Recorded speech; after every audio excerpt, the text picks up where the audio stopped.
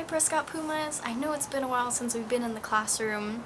I miss you guys, so I thought it would be a good idea for me to say hi to you through this video and do some stories with you. So I know we're not in the classroom, but I think we should still get a chance to do story time. So I chose 3 books to share with you guys today. So I hope you're being safe at home with your families. I hope you guys are taking care of each other, remembering to wash your hands and coughing. Do your dab when you cough. So I chose 3 stories to share with you today. I'm going to try to do story time every day so that we can watch some stories while you're at home. Even though we're not together in the classroom, we can still be together this way. And that way I get to say hi to you guys. So I chose 3 stories. The Wolf Who Ate the Sky, The Hula-Hoopin Queen, and My Many-Colored Days. So I'll go ahead and start with My Many-Colored Days. This one is by Dr. Seuss. Let's see what this one is about. My Many-Colored Days by Dr. Seuss. Some days are yellow, some are blue. On different days, I'm different too. You'd be surprised how many ways I change on different colored days. On bright red days, how good it feels to be a horse and kick my heels. On other days, I'm other things. On bright blue days, I flap my wings. Some days, of course, feel sort of brown. Then I feel slow and low, low down.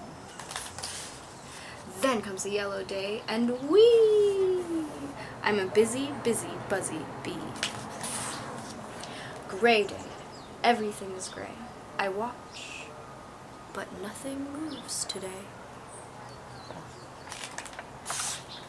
Then all of a sudden, I'm a circus seal. On my orange days, that's how I feel. Green days, deep, deep in the sea, cool and quiet fish, that's me. On purple days, I'm sad. I groan. I drag my tail. I walk alone. But when my days are happy pink, it's great to jump and just not to think. Then come my black days, mad and loud. I howl, I growl at every cloud. Then comes a mixed up day, and wham! I don't know who or what I am. But it all turns out alright, you see, and I go back to being me. The end. That was a pretty good book. So now we'll do The Hula-Hoopin Queen. This story is by Thelma Lynne Godin and illustrated by Vanessa Brantley-Newton. You guys remember who the illustrator and authors are and what they do, right? The Hula-Hoopin Queen.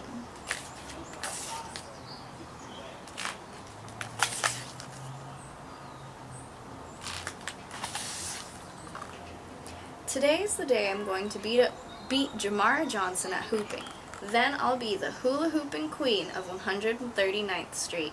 Jamara says she's going to be the queen forever, but last week I almost beat her. I sort through my hoops and pick out my favorite, and then I feel it coming on. The itch. The hula-hoopin' itch. My fingers start snapping, and my feet start tapping. My hips start swinging, and I'm just reaching for a hoop when Mama says, "Girl, don't you even think about it. You know today is Miss Adeline's birthday." Heat washes up over me. I stamp my foot. Don't get me wrong, I love Miss Adeline. She lives right next door. Miss Adeline took care of Mama when she was little, and she took care of me too. She's like my very own grandma. "But Mama," I burst out, "I can't help with Miss Adeline's party. I'm supposed to meet Jamara. Today's the day." Mama stands as still as water in a puddle. She gives me her look. Then she hands me a broom. I sigh loudly and start sweeping. But when Mama's not watching, I push my favorite hoop a little closer to the door with my toe. Mama and I dust every room and scrub down the floors. We polish each window till we can see clear to New Jersey. After that, I peel potatoes while Mama starts mixing up her special double chocolate fudge cake. Kamika, set the oven to 350 degrees, Mama says as she empties the last of the sugar into the mixing bowl. And add sugar to the grocery list. I push the button on the oven and look out the window. It's already getting late. I bet Jamar is telling everyone I'm too scared to hoop her. While the cake bakes, we make up plates of fancy sandwiches. Then Mama slices strawberries and shows me how to make whipped cream. When the timer rings, Mama opens the oven. Kamika, Mama yells as she checks the oven temperature. You only set it to 250 degrees. Miss Adeline's birthday cake looks like someone sat on it. Mama says we'll have to start over. Mama sends me to the store to buy more sugar. On my way out the door, I grab a hoop like I usually do, but when I get outside, I remember that I'm on a mission. Miss Adeline's party will be starting in a couple hours. Mama has to finish the potato salad, and we still have to make another cake. I don't even twirl my hoop as I hurry down the street. I don't stop to blow kisses to Miss Evelyn or wave to Mr. John at the bakery. I'm coming out of the cake store when I see Jamara and Portia hooping on the corner of 139th and Broadway. We thought you weren't coming, Kamika, says Jamara with a smirk. I need to get the sugar back to Mama, but Jamara sounds so smug I can't stand it. Well, you thought wrong, I told her. You ready? She says. I was born ready. And then I feel it coming on. The itch. The hula-hoopin' itch. Whoever hoops the longest is the winner, Portia says. As soon as she shouts, go! My fingers start snapping and my feet start tapping. My hips start swinging and I just know I'm gonna beat Jamara today. Neighborhood kids crowd around as Jamara and I hoop. Cars honk and slow down. Trucks roar past, throwing up heat and dust from the pavement. Swish, swiggle, swish. Jamara frowns. You've been practicing some, she says. That's right, girl. A grin greater than the Brooklyn Bridge stretches across my face. The sun moves between the buildings and the sidewalk starts cooling down, but Jamara and me keep on hooping. I've got donuts for Miss Adeline's party, Mr. John calls out as he closes up the bakery. Swish, swizzle.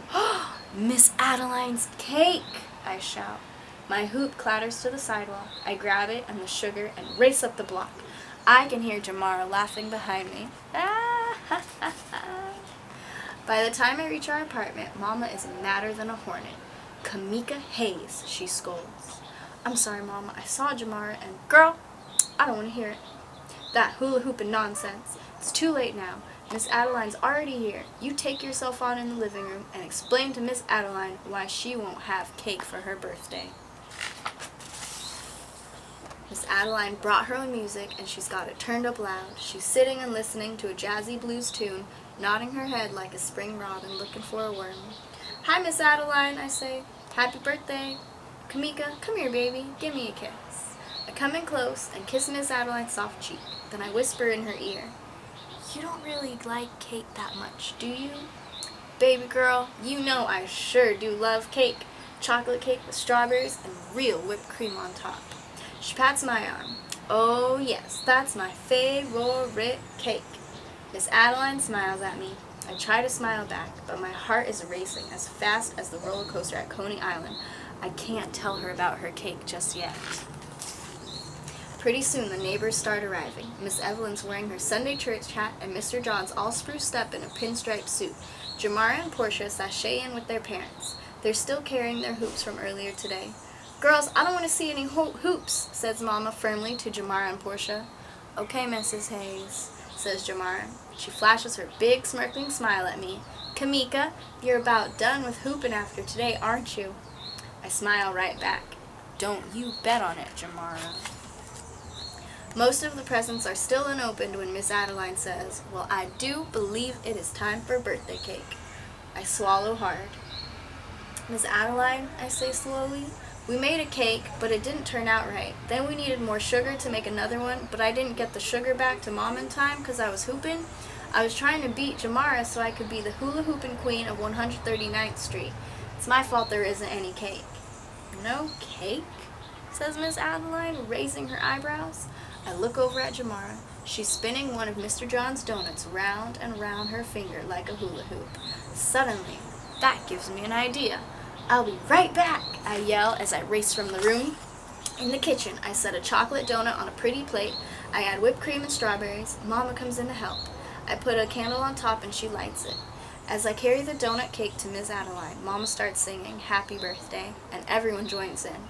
The candle glows as bright as the smile on Miss Adeline's face. Why, this is just about perfect, Miss Adeline says, taking a bite of her donut birthday cake. Now, Kamika, did you say you were hooping? When I was a girl, I was the best hula hooper on this block. Adeline, don't you start that nonsense, Miss Evelyn says as she marches over to us. You know very well I was the best. Miss Adeline looks at me. Baby girl, why don't you bring me some hoops on in here and let me show this old girl what she forgot? My eyes find Mama's. She shakes her head, but Miss Adeline is already pushing back chairs to make room. Then she slips a hoop over her head, and right then I know. Miss Adeline's just like me. She's got the itch, the hula-hoopin' itch. Her fingers start snapping, and her feet start tapping. Her hips start swinging, and before I know it, that hoop is swishing right around Miss Adeline's waist. Then she's got it swinging around her neck. I glance over at Mama and see a smile pulling her lips in spite of herself. Miss Adeline shimmies the hoop down past her knees. She spins it around her ankle as she hops on one foot, then the other. With the hoop still swishing round and round, Miss Adeline heads for the door. Miss Evelyn grabs one of my hoops, and Mr. John grabs another. Even Mama's hips are swinging as the whole party spills out onto the street. Everyone's got the itch, the hula-hoopin' itch. Pretty soon, hoops are swishing and swinging all the way down the block. Kamika, this is the best birthday party I've ever had, Miss Adeline hollers. Jamara hops on over to me. Kamika, she says, I know who the real hula-hoopin' queen of 139th Street is. I do too, I say. Jamara settles her hoop around her waist. You ready, Kamika? I was born ready, I say. The sidewalk is cooler than a spring rain, and the streetlights shine like stars. Swish, swiggle, swish. The end. Alright, the last story we have today is called The Wolf Who Ate the Sky. This is one of my favorite stories because it was actually written by a little girl who was 4 years old. She told the story to her mom, who helped her write the words, and then they told the story to her grandpa, who helped draw the pictures, so it took the three of them all together. They worked hard, and they wrote this book all together, telling the story, writing the picture, writing the words, and then drawing the picture. So we practice writing books at school, so maybe while you guys are at home, you can write your own stories, your own books, with your families. Alright, The Wolf Who Ate the Sky. Once upon a time, there was a wolf who was so hungry that when he went to bed, he said, "When I wake up, I'm going to eat the first thing I see." The next morning, when he opened his eyes, the first thing he saw was the sky. So he opened his mouth wide and in one big gulp swallowed the sky. And the world went dark. There was no place for the sun to shine, and no place for the clouds to dance, or for the eagles to fly, or for the jet streams to lead the jets. And everyone had to walk around with flashlights so they could see. But there was one little boy who said, "I am going to fix this." He started looking for the wolf who ate the sky. But first, he came upon a little mouse. "Have you seen the wolf who ate the sky? I am going to find him and get the sky back." The mouse said, "No, I haven't seen him, but that's a great idea. I'll come along to help." Soon, they came upon a lion. "Have you seen the wolf who ate the sky? We are going to find him and get the sky back." The lion said, "No, I haven't seen him, but I would love to help. May I join you?" "Of course," said the boy. Then the three of them saw a campfire with lots of animals around it.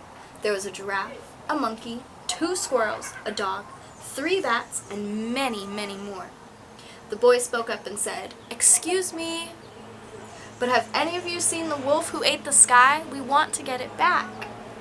All the creatures said, no, we haven't seen him, but that's a fine idea. Can we come too?